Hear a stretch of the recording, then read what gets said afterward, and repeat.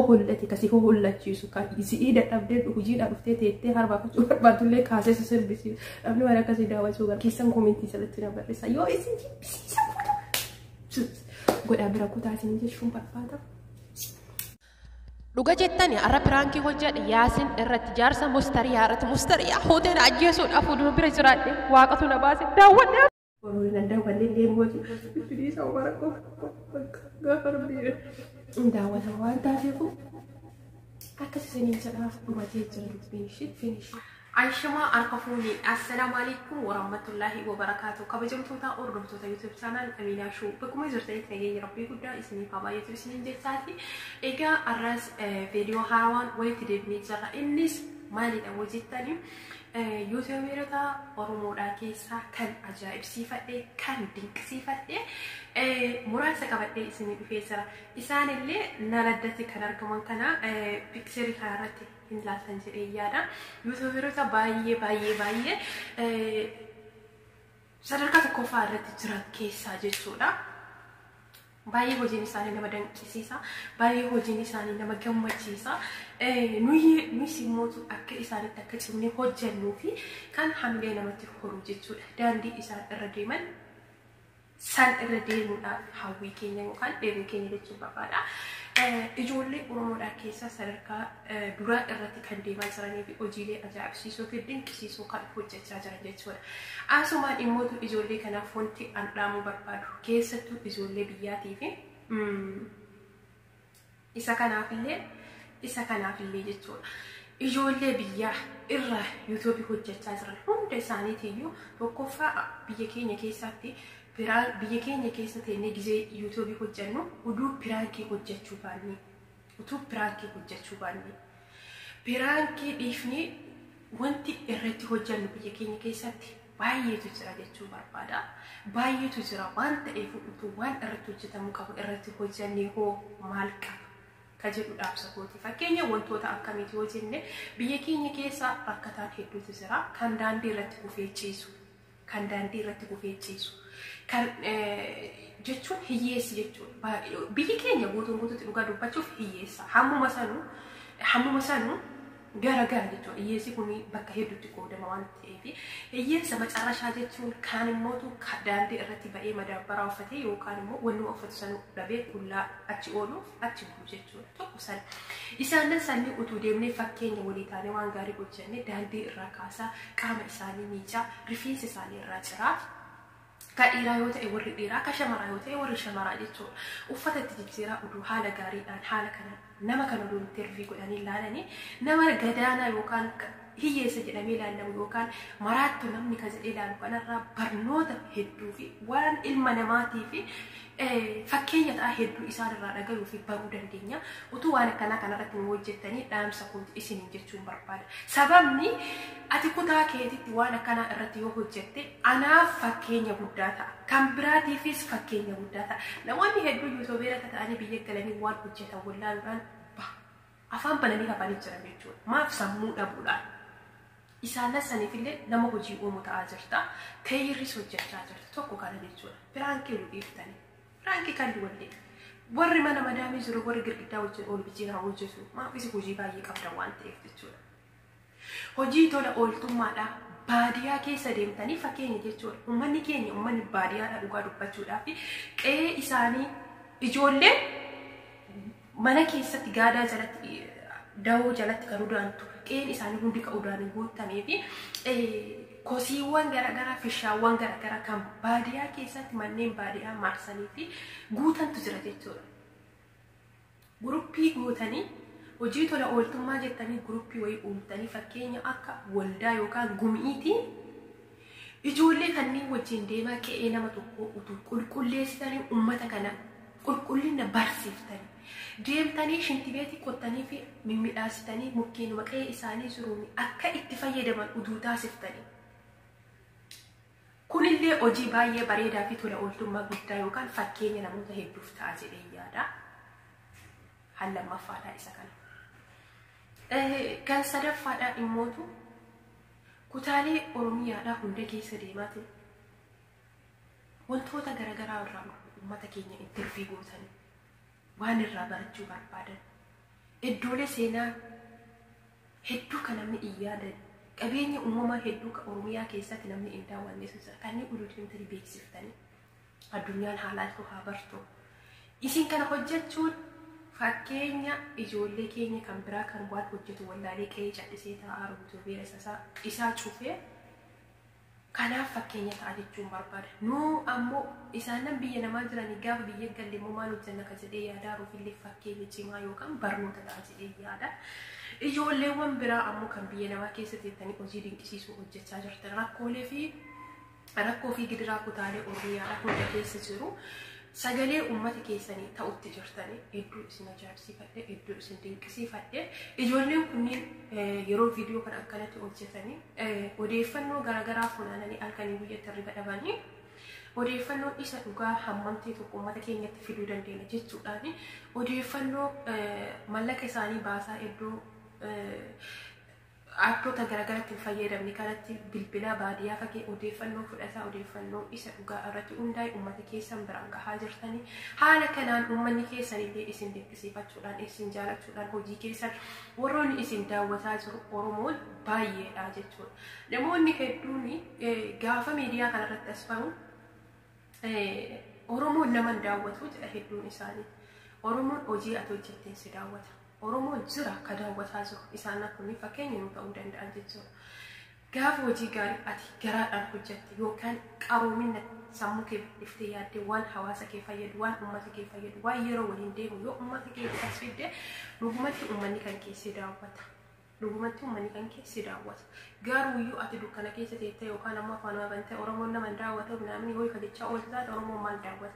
Namni tokko biyya namaa keessatti tokko hojii oolee isaa daddabaafii hojii isaatiin dabarsee sammuu isaa bashannansiisuudhaaf yeroo as dhufee viidiyoo nama tokko banee ilaalu Oromoon nama daawwatu kadhadhisee jedhee taa'ee cadhisee jedhu taate yookaan ka dukkana duuba taa'ee achi hodadu yoo taate namni siin daawwatu maal daawwata nama.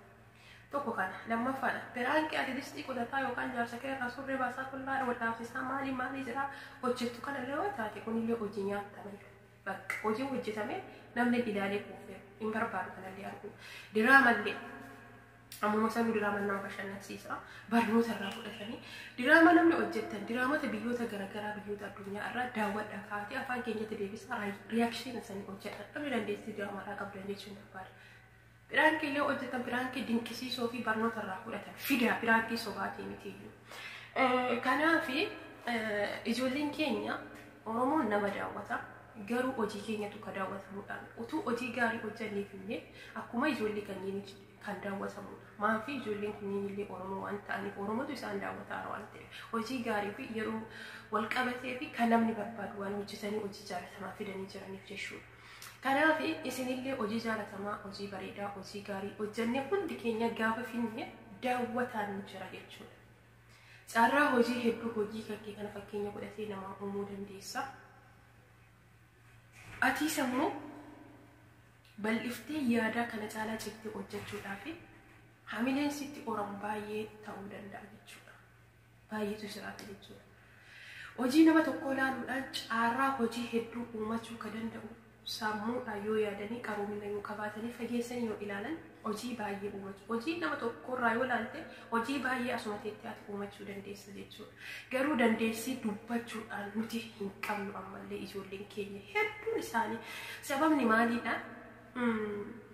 Reef miidiyaa barutti jira keessattuu miidiyaa asbaanii dubbachuudhaa kana irratti cimina barbaachisa sodaa of keessaa balleessuu barbaachisa waan hojjettu san itti yaaddee hojjechuu barbaachisa kasillee hin miine kasillee hin saalfachiifne kasaba keellee hin miine kasabni keellees ta'ee kan biraas barnoota irraa fudhatu wantoota akkanaa hojjechuun si barbaachisa.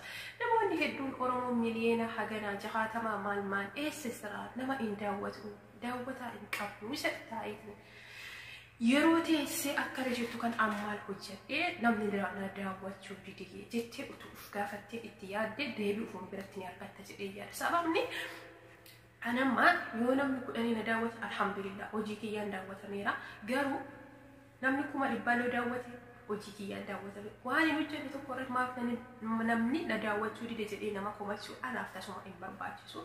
Sababni ijoollee hojiilee gaggaarii hojjechaa jiranii akka itti daawwannaa fi viyuu isaan qaban arguutti jira jechuudha. Namni tokko kawaa daawwatuuf yookaan kawaa ilaaluuf irraa waa barachuudhaaf malee si waliin dhufee mugeera kuufii miti jechuudha. Tokko kana. Isa biraa mootu namoonni hedduun dukkana duuba ta'anii liivii isaa ta'uu viidiyoo isaa ta'uu akka feetetti ati mana namaa yoo jiraatte jireenyi mana namaa bifa kee kana noormaalii qabu wayii sirraa fudhata. Biyya kee yoo jiraatte hoo kan qabnu wayii dabalatta ammali namaa jira. Uffata hojiitiin jira. Hundi namaa uffata hojiitiin jira.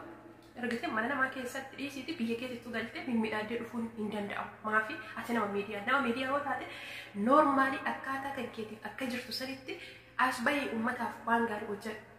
Namni akkam akka jirtu si ilaalu maal akka hojjetaatu si ilaala waan ta'eef jechuudha. Namni waa baruu barbaada malee si miidhagina kan keessi ilaalee si baruu hin barbaadu. Miidhaginni kan keessi si maaf bakka dhumate dubbii.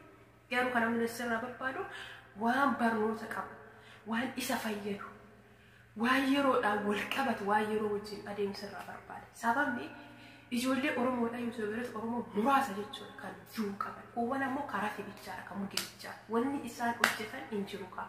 Hojiima warri kuuwwan hojjetee bira kute as fuudhanii qophii irraa godhanii hojjetaara waan ta'eef jechuudha. Namni kana laalee argee hifatee jira waan ta'eef wanni inni hojjetu tokko hin jiru. Kana namoonni ijoollee goggobasii biyya keessaa ijoollee silkii kaameraa sooshaal miidiyaa beeksisu yoo qabaatan obboleewwan keessan hiriyoota keessan ollaa keessan irraa biyya bilbilaati. Oduu biyyaa odeeffannoo fudhadhaa fi isaan irraa oduu sanarratti hojjaa oduu irratti hojjaadha. Tokko kana lammaffaa biyya keessa deemanii oolmaa gabaadhaa wantoota garaagaraa gizee isaan viidiyoo kaasanii isiniif himan isiniif ergan isa kana irratti hojjaadha. Faayidaa uummata keessaniiti. Wantoonni garaagaraa wanni irra hojjetamu baay'eetu jira. Hojjetamee kan dhumanne baay'eetu jira. Nuti hojjechuu dhiisii dubbachuu yoo hin dandeenye akkamiin daawwataa horanna yookaan arganna anaaf gaafiidha. Annaman kuma kana daawwattan galatoomaa boosa kuma dhibbaan. Kanan daawwannellee hojiin kiyyatu waan isinii taaneef jecha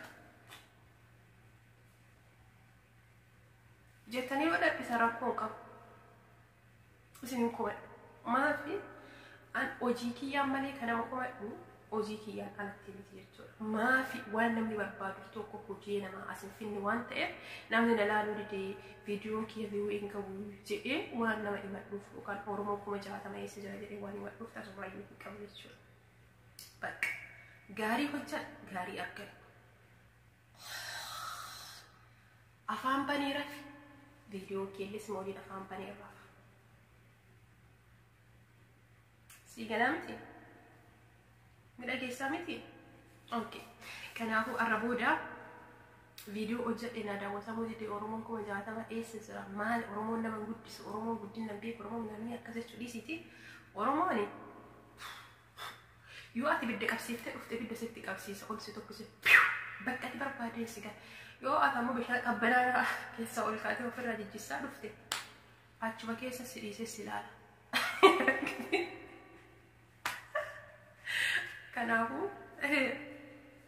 Kanaafuu jechuudha.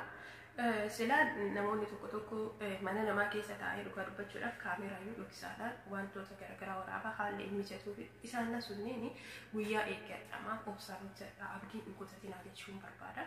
Warroonni ammoo caarraa viidiyoo waraabuudhaa alafa babbaasanii qabdan jechuudha. Caarraa sanitti fayyadaman zanafatanii godha. Namni hojii anama fakkeenya hojii distii dhiqee mana walawwalee dhiqaa miicee maal godhee gizee dhufu waan na kolfisiisu wayii ilaaluun barbaada malee ta dukkana keessa teessee jettuu miti ta'uufis iyyuu dubbachuu dadhabdee jechuudha. Sana booda immoo maaliif itti Oromoon miliyoona 60 eessa jira nama daawwatu jettee kanaa miti jechuudha kan namni ilaaluu barbaadu. Akkana ta'e ka hohollate kasi hohollachiisu ka isii dadhabdee hojiidhaan dhuftee teettee harbaafachuu barbaadullee kaasee sirbisiisu namni waan akkasii daawwachuu barbaada. Ka viidiyoo guyyaarraa kana fakkaata namoonni viidiyoo koo daawwatan yoo isin gammachiise yaada keessan komentii jalatti na barreessa yoo isin jibbisiise godhaa bira kutaa isin jechuun barbaada. Galatoomaa ulfaatanaaf jiraadha. Godina dheeraadha. فيديو ترى حمول زي من السفرتين كيسان فيديو أنا وجه إسنين جساتي كلا سوما وانا داوتني كورفانا إسنين نشوف بعدا ورولنا داوتني اللي موتو بتدي سوبركم غفر بير داوتها وان تعرفوا أكس سنين سرها ما تيجي ترى فينيش وان بقول له في تأمين سرها تأيكا